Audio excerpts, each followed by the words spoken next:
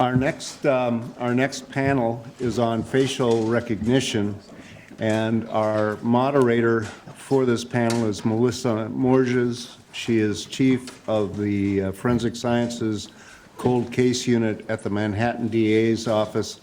Please welcome Melissa, and she will introduce her panel. Good morning. Whenever I have the chance to work on a presentation like this, I always think it's very important to present news that you can use. And at its best, I think that this conference presents the chance for us to learn from expert forensic practitioners that you might not see in your day-to-day practice. Now, biometrics are ubiquitous in law enforcement, homeland security, and the military. And we are lucky to have speakers who know more and have thought more about biometrics, and specifically facial recognition, than almost anyone else. Our first speaker is Richard Vortabrucki. Dr. Vortabrucki is a senior photographic technologist in the Science and Technology branch of the FBI, where his responsibilities include overseeing science and technology developments in the imaging sciences. Dr. Vortabrucki has advanced degrees in geological sciences from Brown University. He was chair of 2 scientific working groups, one on imaging technology and the other for facial identification. He was named a Director of National Intelligence Science and Technology Fellow for his work in facial recognition, and he's chair of the Digital and Multimedia OSAC, and is a member of the Forensic Sciences Standards Board. Dr. Vortabrucki is also a fellow of the American Academy of Forensic Sciences and has testified as an expert witness over 60 times in state, federal, and international courts. Thank you, Melissa, and I want to thank Matthew and the organizers of the conference for inviting me to speak. Melissa mentioned that I'm a member of the Forensic Science Standards Board. They're actually having one of our quarterly meetings here, but I thought it was more important to speak to this community on this topic, as it is a topic of growing interest within forensics, within the criminal justice system. I'm looking to get my slides up, if I could, please. What I want to focus on this morning when I speak with you is about how face recognition works. There's a lot of uncertainty regarding how exactly it works, and I want to give you an idea. So first of all, a disclaimer, anything I say that's going to get anybody in trouble is only going to get me in trouble and not the FBI. I also want to thank my colleagues Jonathan Phillips and Patrick Grother at NIST. The National Institute of Standards and Technology is owed a great debt by our country and by the world for their work in building, improving biometrics and establishing what their abilities and limitations are. And I think you're going to find that, yeah, there are a lot of limitations, but part of the scientific process is figuring out what needs to be improved and how we can improve it. So Melissa started by mentioning biometrics and the fact that we are integrating biometrics more and more into the criminal justice system and into our legal system and our intelligence processes. But a lot of what we do, this is a forensics conference, and I think it's important to recognize the distinction between biometrics and forensics. Most biometric systems have been developed with the idea that you are going to enroll a sample before something happens. You'll notice in this slide that you've got an event in the middle with biometrics on the left and forensics on the right. Biometric systems typically are developed with the idea that someone enrolls a sample up front with the idea that that sample is going to be used later for some comparison process. How many people in the audience have been to Disneyland in the last 15 years, or Disney World? Okay, I go every year. Every year I'm enrolling my fingerprint in their system. Disney has been able to cut down on fraud in tickets to a significant extent by using the fingerprint system that they have. The idea is when you enroll your fingerprint on their scanner, it is linked to your ticket, and only that fingerprint is going to be able to be used with that ticket again. So people who buy a 3-day ticket but only stay for 1 day, can't then sell that ticket to somebody else at a greatly reduced rate to use it again. You enroll that fingerprint, and then it is used over and over again while you go in and out of the park. Forensics doesn't work that way. Forensics, we encounter evidence. It may be a latent fingerprint left at a crime scene. It may be a closed-circuit television image of somebody's face that we then have to see what we can do with to find out who the perpetrator was or who was there, if in fact that evidence does not indicate who was responsible. When we talk about facial recognition and facial identification, I want to try to get you all to remember this differentiation. Facial recognition is the biometric. It is all automation. Facial identification is the process whereby a human being either looks at 2 images or looks at a probe image and a candidate list of images and tries to determine, is there a match or is there an exclusion here? So facial recognition is automation. I'm going to cut to the chase right now and say no one in law enforcement uses facial recognition as the single determinant of whether you have a suspect or not. Any implication that any law enforcement agency is letting a computer tell them that they have a face recognition match and that you should go and arrest that person is an incorrect statement. Human beings must review the results of any face recognition system output and then determine whether there is a basis to go and question that individual or look into whether that individual was even involved or possibly could have been involved. So, to jump one step further, any suggestion that there is a false positive rate associated with law enforcement's use of face recognition is incorrect. False positive does not apply to the automated use of face recognition in law enforcement. You get a candidate list back. You may not have a true match within that candidate list, but that does not mean a false positive has been made. You must review that candidate list and then make a determination. We could talk about the human process, and there are black box tests going on to address that, but that's not something I'm going to get into much during my talk, though we may later. So let's get into more about face recognition. No one in this room needs to be asked or needs to answer, who is this person? I hope everybody knows who this person is. That's not what we're talking about when we talk about face recognition technology. What we're talking about is unfamiliar face matching or unfamiliar facial comparison. Are these 2 the same people or not? Are these 2 the same people or not? Okay? So, now we get into face recognition 101. How does it work? It's very important to understand that face recognition is a quickly evolving area of research. And you may have heard about deep learning, artificial intelligence, large volumes of data being used to develop computerized systems. Deep learning is finding its way into face recognition. It is going to revolutionize the way face recognition works. It's going to revolutionize the way lots of forensic disciplines work. At the moment, though, all of the deployed systems are pre-deep learning, okay? And the way they work is you must first find a face. If a face cannot be found, then face recognition isn't going to work. You can go on the internet and see stories about people who say, oh, I can put this weird makeup on my face, and the face recognition algorithm isn't going to find a face, and that's true.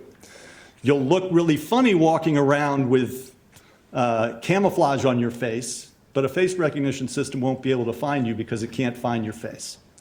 To find a face, face recognition systems must find 2 eyes. Okay? Once you find 2 eyes, the face recognition detector tries to see, is there a nose and a mouth associated with that. Once it's got a nose and a mouth, it tries to see what's the outline of the face. And once it's got what it thinks is the outline of a face, it cuts it out. And so you'll notice this square where the face only is shown. The face only is used in face recognition. The ears are not included. And this is a critical point because facial examiners, people who do the one-to-one comparisons, look at ears.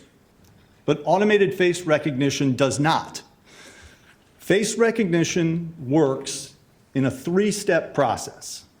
The first step after the face has been found is look at the shape. What is the overall shape of that face? Now, many of you here may be familiar with the idea 15 years ago, face recognition was all the rage in casinos. Okay, face recognition was going to allow casinos to see when there were card counters, when there were bad people, when there were gamblers coming in, but it didn't take off. Can anybody here tell me where are the majority of cameras in casinos? And I'm not going to judge.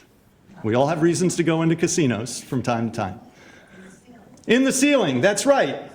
So if you take a picture of me from the audience and look at my face, okay, and enroll that face in your casino system, you're not going to see my face like this, are you? You're going to see my face like this, okay? You're going to see my face turned down, and that means the shape is going to go from an oval to a really narrow oval that's stretched out longer in the horizontal distance, so it won't work, okay? The second step that is then used, and you can think of these as kind of gates, where you're using that shape to kind of narrow your pool. The second step that happens is that the pieces of your face, the regions of your face, are examined to see what the variation in bright and dark patterns are. Okay, so if you look at my eye areas, you'll see that there's light coming in from overhead, so there's a shadow under my brow ridge, and there may be a highlight under my right eye. So each of those areas, the right eye, the left eye, the forehead, the right cheek, the left cheek, the mouth, the nose, those areas are examined and patterns in those areas are scored and graded. And so you're looking at these patches, the right eye, the mouth. If there's a really strong correlation between my right eye and mouth area with some candidate in the list, then it doesn't matter if I'm wearing an eye patch on my left eye. That strong match is going to raise that score up. Okay? The third thing that gets looked at is the overall skin texture. Okay? How rough is your facial skin? And actually, the more rough your skin is, the more variability it shows, the more uniqueness it shows, the more irregularity it shows. So let me ask you a question. Based on the fact that the roughness of the skin is one thing that can be measured with face recognition, do you think that men or women are going to be easier to recognize through face recognition? Men. Why? I heard men. Why? Women wear makeup. Women wear makeup. Their faces are smoother than men's. The variations in roughness in the face make it easier to differentiate men from women. These factors, this skin difference, men versus women, these are what we refer to in biometrics as covariates. These variations are factors that need to be addressed when algorithms are developed. Okay, so I'm going to give you some examples of how changing pose. And what you're looking at here is simply a face recognition system that you can download online. openbr.org, openbiometricsresearch.org. You can download a face recognition capability. Okay, it's a pretty low level. It's not really that good a matcher, but it works to prove a point. So you're looking at two pictures of me. And what you're looking at in the middle at the bottom, we have what's called a probability distribution. And you see there's a line, a green line that indicates the score.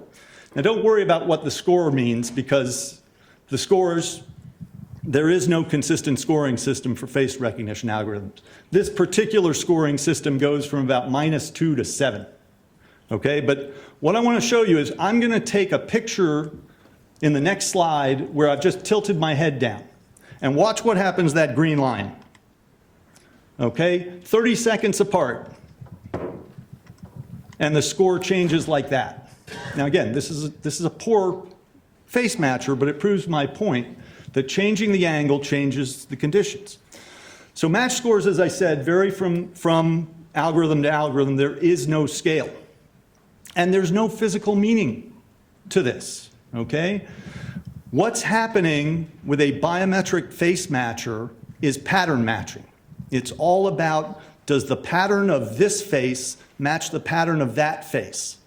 The anatomical nature of a face is not intrinsically built in, okay? It's whether the facial appearance is mathematically similar. So I want to talk about thresholds and match scores, because this is where the idea of false matches, false positives, true positives, false negatives comes in. And it's all related to a threshold score, okay?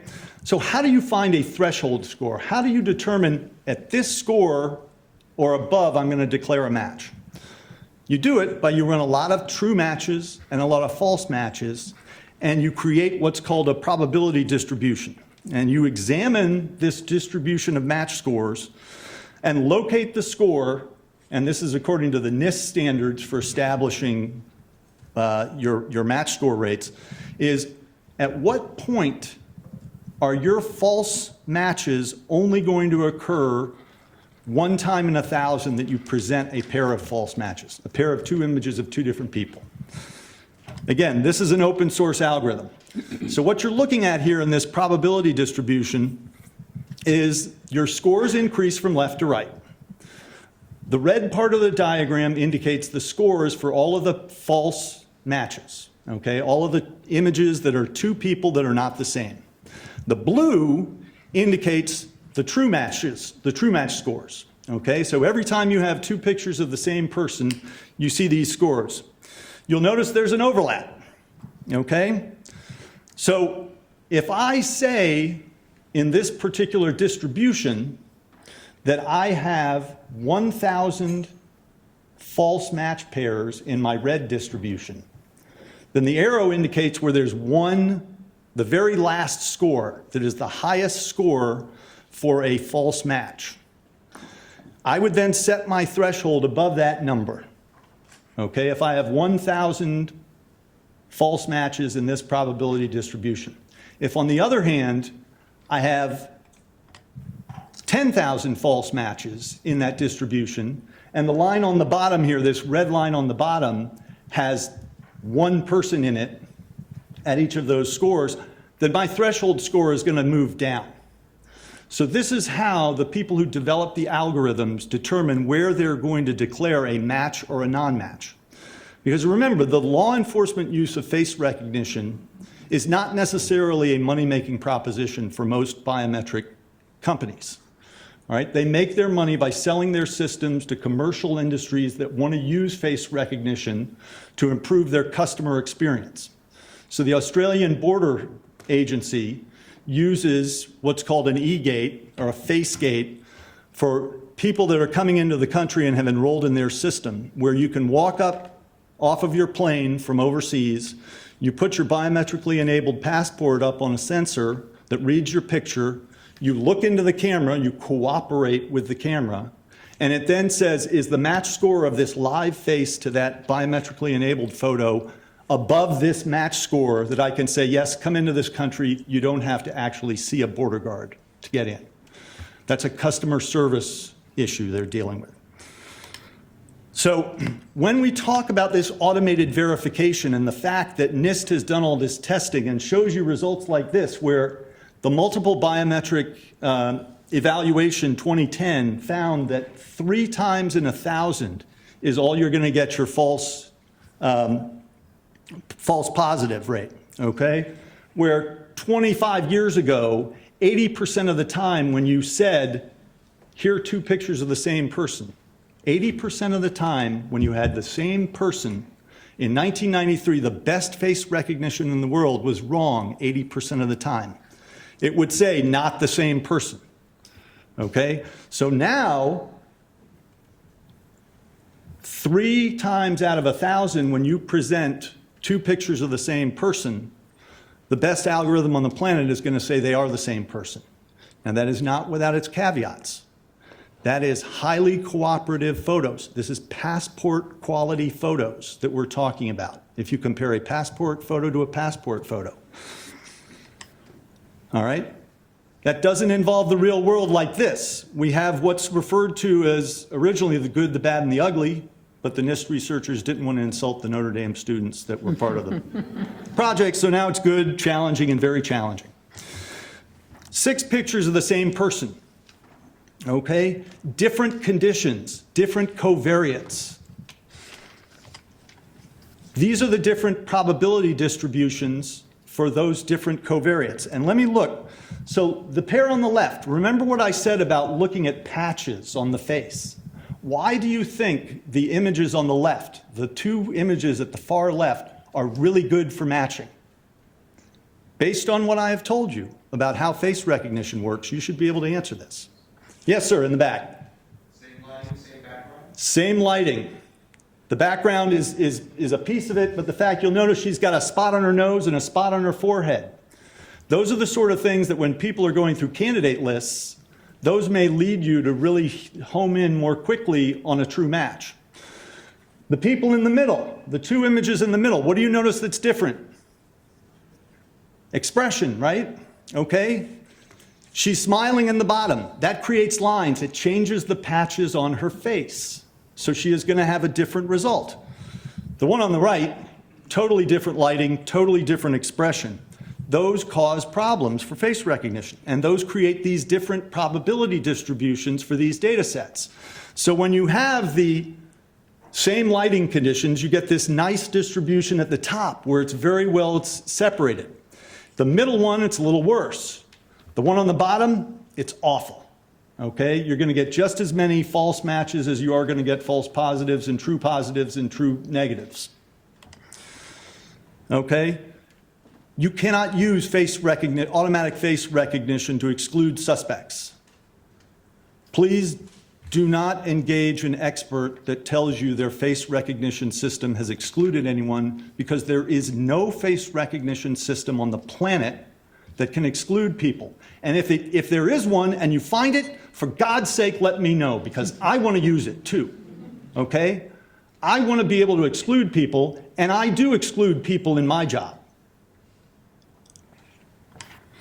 So, what we just talked about was the one-to-one situation. We also have the one-to-many situation, which is what most law enforcement agencies are using.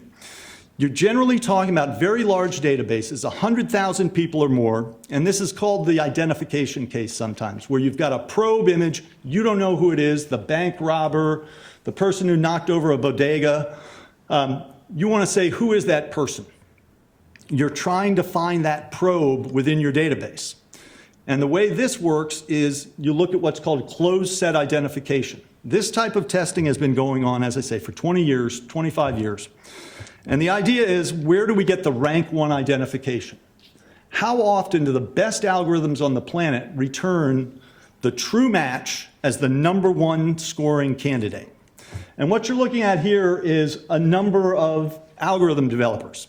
Some of these actually have merged, so they're not different companies anymore. But you'll notice something here.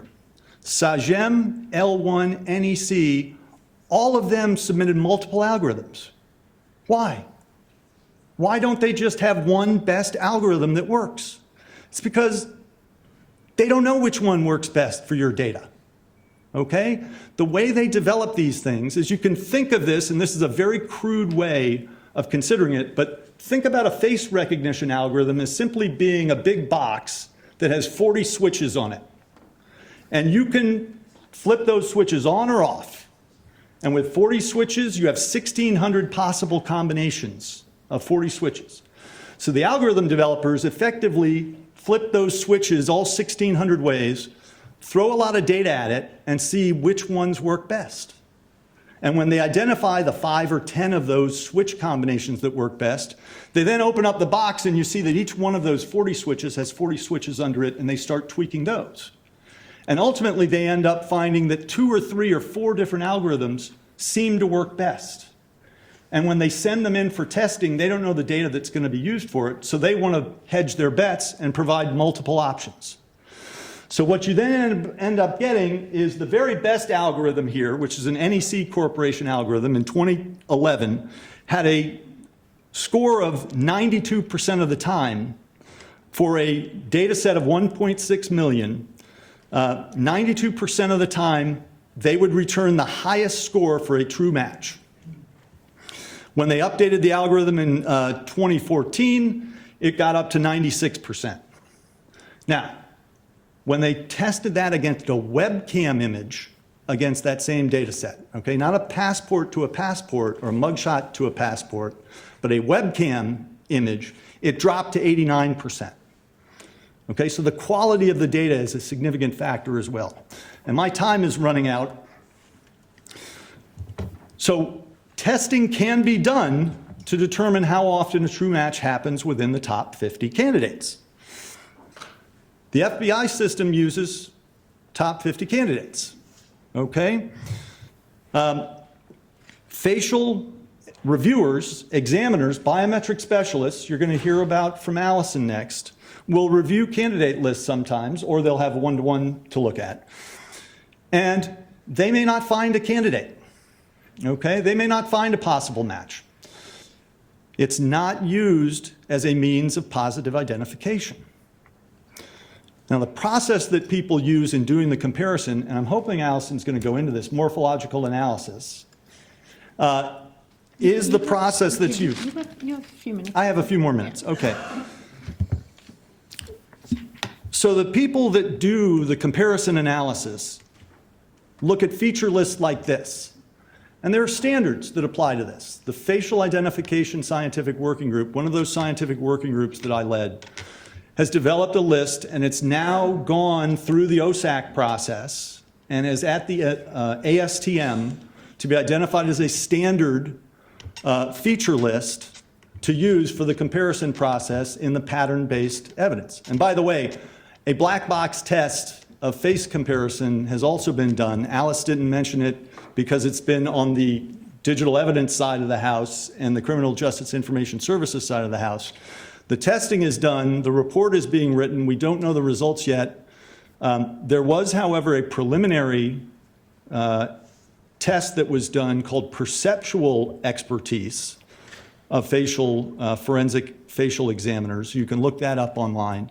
And the NIST title of the press release was Forensic Facial Examiners Can Be Near Perfect when it comes to facial comparison. So the testing is being done that addresses the PCAST issue. These features that you see here, overall shape, it's the checklist of features that we're looking at. Now let me wrap up then just by saying, I mentioned deep learning and convolutional neural networks. Some of you may have seen a headline, Facebook saying their face recognition is a lot better than the FBI. And they were using deep learning, okay?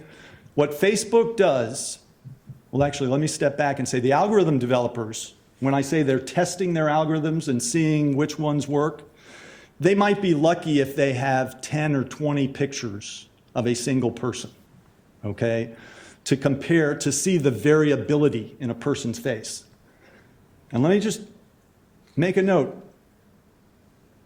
Driver's license agencies didn't want you smiling in your face photo because smiling to not smiling is a problem for face recognition.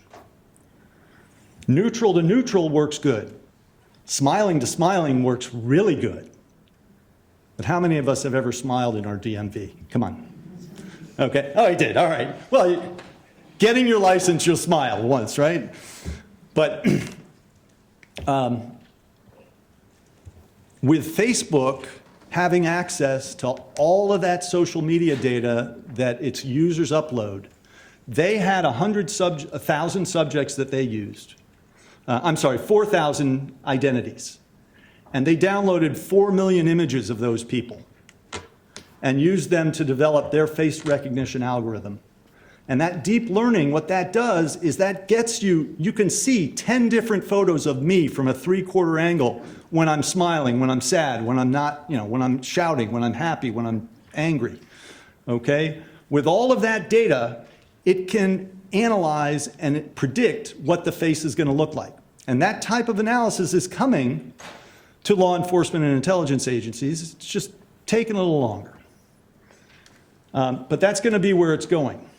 but we'll still need to have human beings to review and to validate the results of the computer, because I don't know that we're ever going to let the computers make the decisions on our own. So I'll leave you with just this thought. You get low-scoring true match pairs. Face recognition is not designed to exclude. Please don't think that it can. Thank you. Thank you. Our next speaker is Allison Miller, who is an IAI Certified Latent Print Examiner for the Defense Forensics and Biometrics Agency. The DFBA leads, consolidates, and coordinates forensics and biometric activities and operations for the Department of Defense in support of identity operations. She has been involved with the Facial Identification Scientific Working Group and is on the Facial Identification OSAC Subcommittee. She is a representative of IAI on the FBI's Criminal Justice Information Systems Advisory Panel Identification Services Subcommittee. Ms. Miller has received awards for excellence and a U.S. Army Achievement Medal for civilian service. Good morning, and I want to thank you for the opportunity to be here this morning. Again, I'm Allison Miller. I'm the Examination Services Government Lead for the Department of Defense, DFBA, the Defense Forensics and Biometrics Agency Examination Services Branch. And I'm going to go over what we do in regards to facial recognition. But before I begin, the views presented are my own and do not reflect the views of the DoD or the Army. So what my division does underneath the DoD is we operate the DoD's authoritative repository. And currently the authoritative repository is the DoD ABIS. The DoD ABIS contains DoD collected biometrics from other countries and known and suspected terrorists. The two types of examiners on the Examination Services branch is biometric examiners and latent print examiners. I just wanted to mention that we have two types of examiners, but I am going to focus on the biometric examiners and what they do in regards to facial identification.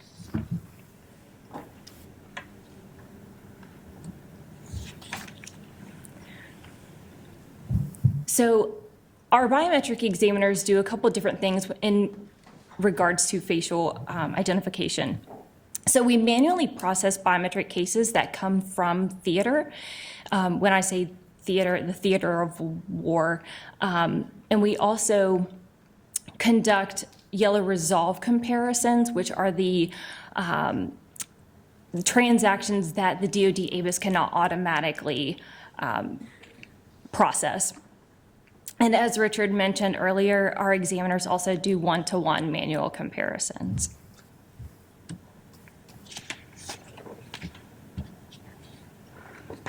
So DoD ABIS receives biometric submissions in two manners. Automatically through EBTS files. EBTS stands for Electronic Biometric Transmission Specification. And those are the files that are already in electronic format that DoD ABIS can read. Those are typically taken on a collection device. So the biometrics, whether it is tint print, face, or iris, those are collected and submitted directly into DoD ABIS. The other way is manually through biometric cases. And basically what that means is my team receives raw images and we create those EBTS files to search in DoD ABIS. And this is just an example of one of those cases. So we take the raw images and create that electronic file to search in DoD ABIS. These cases can contain any variety of biometrics, so tint print, face, iris, palm print, or any combination of thereof. And we search the DoD ABIS. Usually the biometric casework is a result of intentional enrollments, and they're just in the raw image format. And so we will ingest those into DoD ABIS through those EBTS files, because ABIS cannot ingest raw images.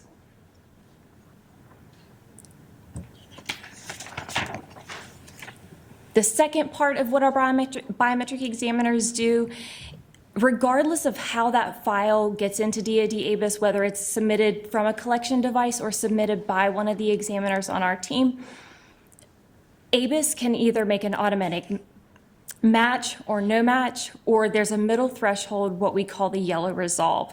And that means that it has to go to an examiner for review. This is the 10-print examiner workstation, and it is the majority of the transactions that go here are for fingerprint. However, we also are able to see the face and iris images if they are available in the files that are submitted to us. And so I wanted to mention this, even though it is primarily for fingerprints. This is our face examiner workstation, and this is primarily for face. And so our examiners, when they receive one of these transactions, ABIS has not been able to make a determination. We allow ABIS to make a automated no match decision, and that's threshold based. So that means it just scored too low to get to the examiners. And the examiners will look at anything above that non-ident threshold. So these are all the transactions, and we see a lot of these transactions because there is no automated matching off of face alone. We are also able to see the iris images if they are available in the transactions. DoD ABIS also has what is called multimodal fusion. And basically what that means is that when a transaction is submitted into DoD ABIS, it will search each respective database separately, but before a response is sent out, it actually checks the candidate list of each of the modalities before a response is sent out. And so it actually weights each modality differently, and that's engineer smart talk, that's way above me. It's engineering level, how that actually occurs. But each of those modalities are weighted differently based off of the accuracy. And so if this multimodal fusion didn't occur within ABIS, what would happen is that in this example, the fingerprints, they would have came to the examiners in that yellow resolve range. The face and iris actually would have automatically non-idented because of the low score. But with multimodal fusion and the weightedness of the each of the modalities, the same candidate appeared on more than one candidate list, and it actually weighted that a little bit higher. And DoD ABIS was actually able to make an automated match, which was the correct decision, versus getting sent to the examiners or incorrectly non-identing this transaction. And lastly, our examiners do manual comparisons or one-to-one comparisons. And what our examiners are looking at are the things that Richard mentioned earlier, the different features of the face. So the distance between the eyes, the shape and the shape, the roundness, of the nose, ears, facial hair growth patterns. We're looking at scars, moles, wrinkles. Those are all the determining features that the examiners are taking into consideration when they're conducting a one-to-one analysis. And it's that morphological analysis of each of these features. But we receive a varying quality of images, which makes it very difficult sometimes to conduct those facial comparisons. We have to take lots of things into consideration: lighting, angles, distance to the camera, resolution of the image, facial expression, age, and weight differences. And we also have to keep in the back of our minds that there could also be relatives and or twins present. And so we are looking at all of these things in trying to make a determination whether this could possibly be the same person or not. In this example that I have up, so We have different lighting. The angle is actually pretty good for a comparison. So we have all the same pose, which is and expression, so that helps the examiner. However, the lighting, the different backgrounds, the flash, that really, oh, and the resolution, this one on the far right is a little poorer than all the others. We have to take all that into consideration. And of course, the higher quality images that we have, the more accurate we can be as examiners when we are conducting those comparisons. Is that the same person? This is the same person. And so what we're looking at, especially from the far left to the far right, there's a big crease on the forehead. There's a mark above the eyebrow. We're looking at the facial hair growth shape, the shape of the ears. Ears are very unique. As Richard mentioned earlier, that facial recognition systems do not take ears into consideration, but examiners do, especially if we are looking at a profile image to a profile image. If you have a profile to a frontal, you can't really do a comparison on that because it's two completely different angles. But if you have a profile image to a profile images, a profile to a profile, those images, those ears can be very discriminating. And here's just another example. Again, we have some lighting issues, some possible weight gain or weight loss in there. And again, we are looking at those features of the face. So the shape of the lips, there's another ridge underneath this individual's lip that really stands out. The shape of the nose, how bulbous it is on the front and on the sides, the wrinkles underneath the eyes. He has very dark spots in under the corner of his eyes. And even though in one picture versus the other, it seems like this individual, his hair has receded a little bit more, we can still see that hair growth pattern. Any questions? What would you use this for? So what we use this for, the DoD collects biometrics, and it can be used for vetting purposes, and in some forensic type regards. So if you have an unknown individual or an unknown image, that can be searched in the DoD repository. I remember seeing at AAFS, there were people who, I think they were military contractors, but they would take biometrics. They would be in Iraq or Afghanistan, and they would have a bunch of people who they would pay to work on the base. And so as a condition of getting your paycheck every Friday, you would have to submit to biometric testing. They would do an eye scan and achieve a database like that. I'm not sure about the usage of biometrics for those types of purposes, but I do know that that biometrics have been used for vetting to get base access. So DoD ABIS has been searched in order to see if that, as I mentioned earlier, DoD ABIS does contain the biometrics of known and suspected terrorists.